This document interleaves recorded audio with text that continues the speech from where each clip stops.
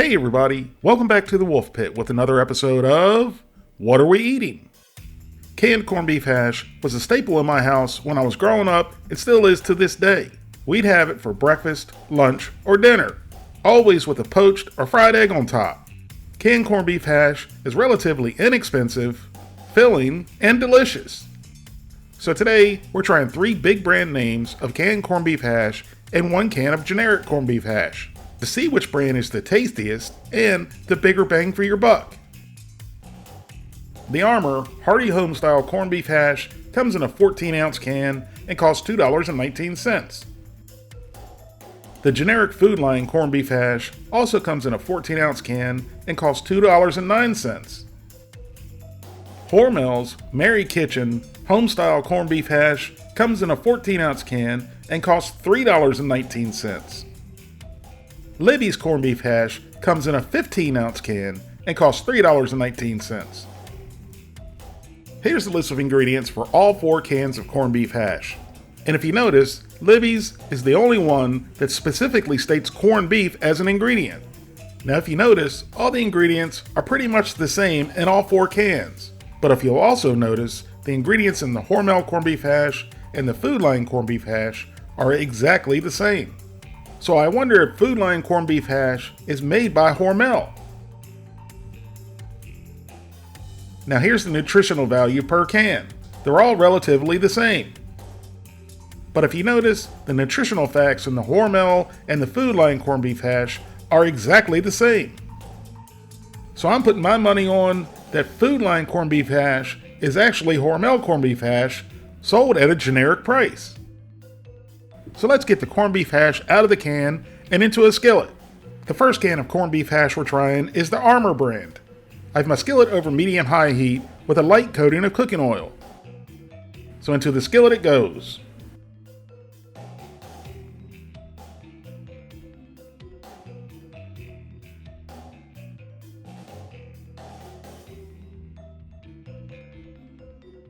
Once all the corned beef is out of the can and into the skillet, smash it out into an even layer.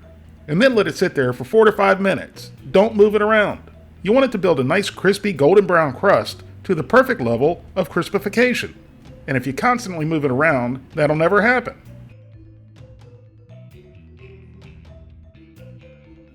After cooking on medium-high for 5 minutes, it's time to flip our corned beef hash.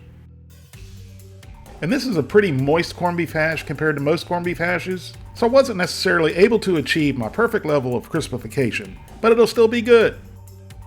So let it cook for another 4 to 5 minutes, and then we'll be ready to try it. After cooking for a total of 9 minutes, our corned beef hash is ready. So we scooped up a spoonful, and it actually had a very nice crust to it. So into the old pie hole, and down the gullet it went. And I've got to say, this was pretty bland. There wasn't a whole lot of flavor to it at all, especially a corned beef flavor. Beef, maybe, but not necessarily corned beef. Like I said, it was very moist. It's not overly salty, but it's also lacking flavor, which is very surprising. Even after a couple more bites, I wasn't getting the corned beef flavor I was looking for.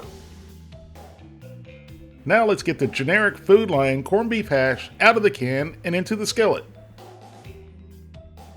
And you cook all of these corned beef hashes the same way, into a skillet over medium-high heat for 4 to 5 minutes per side, or until you reach the perfect level of brownification and crispification.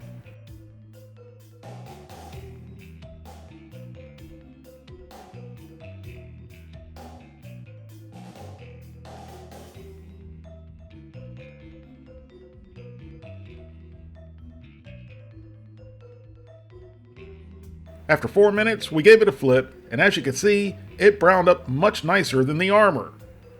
And that's due to it being a little drier.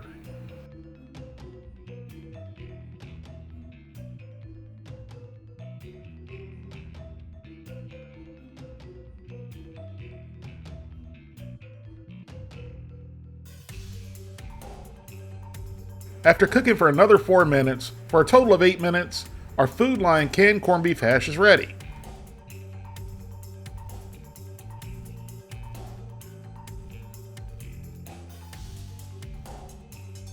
So here it is all plated up, and it looks pretty good, but it does look dry. But it did achieve the perfect level of crispification. It was nice and crispy and bland, just like the Armour. What is going on here? So far, both cans of the corned beef hash that I've tried tasted absolutely nothing like corned beef. And even though the Armour corned beef hash didn't brown up as nicely due to it containing more moisture, and the Food Lion corned beef hash browned up perfectly, I actually prefer the moist corned beef hash over the dry corned beef hash. But to be fair, I think the Armour was too moist, and I think the Food Lion was too dry. Both brands of corned beef hash were disappointing. So now let's try the Hormel Mary Kitchen's corned beef hash. Now it came out looking dry, but not nearly as dry as the Food Lion corned beef hash. What I did notice was in the Food Lion corned beef hash, there was either some brown sauce or brown meat mixed in with the corned beef, which I also noticed in the Hormel corned beef hash. So once again, flatten it out and let it go for 4 to 5 minutes over medium-high heat. After about 4 minutes, give it a flip. Now earlier, I thought the Food Lion corned beef hash might be made by Hormel since the ingredients and the nutrition facts were exactly the same, and Food Lion still may be made by Hormel. But Hormel's corned beef hash looks to have the perfect amount of moisture. It's not too dry and it's not too wet. After cooking for a total of 8 minutes, our Hormel Mary Kitchen corned beef hash is ready. And here it is all plated up. And so far, out of all 3 cans of corned beef hash, the Hormel one is the one that's browned up the nicest without looking too dry or too moist. So we got a spoonful and into the old pie hole and down the gullet it went. And the texture was great. It wasn't too moist, it wasn't too dry, and it was cooked to the perfect level of crispification. But it was bland as well. Maybe a touch saltier, but again, no corned beef flavor whatsoever. Now for the 4th and final can of corned beef hash, the Libbys. So out of the can and into the skillet it went. Now again, once it's out of the can, smash it out into an even layer and let it cook for 4 to 5 minutes.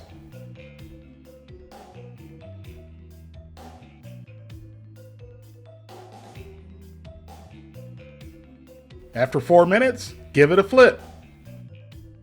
Now this is looking very similar to the Hormel corned beef hash. It's browning up very nicely, and it's moist, but not too moist and not too dry. Now let it cook for another 4 to 5 minutes. And a secret to know when to flip your corned beef hash is when the potatoes start popping. They'll literally start popping out like popcorn. After cooking for a total of 8 minutes, our Libbys corned beef hash is ready.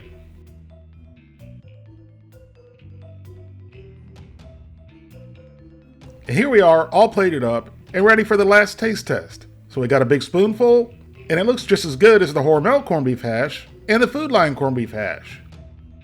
And just like the Hormel and the Food Lion corned beef hash, it was cooked to the perfect level of crispification, and it was perfectly moist and not too dry. But there was one thing that the Libbys corned beef hash had that the other 3 cans of corned beef hash did not, and that's flavor. To be specific, a corned beef flavor. Libbys has what the other 3 cans were missing: the wonderful flavor of corned beef, with the aromatic flavors of the pickling spices. Well, they, whoever they are, always say to save the best for last, and that's what happened with this taste test. The Libbys corned beef hash was by far the best of the 4, and the Armour was my least favorite, and the Food Lion and the Hormel, they weren't bad, but they were just missing the important flavor of corned beef hash.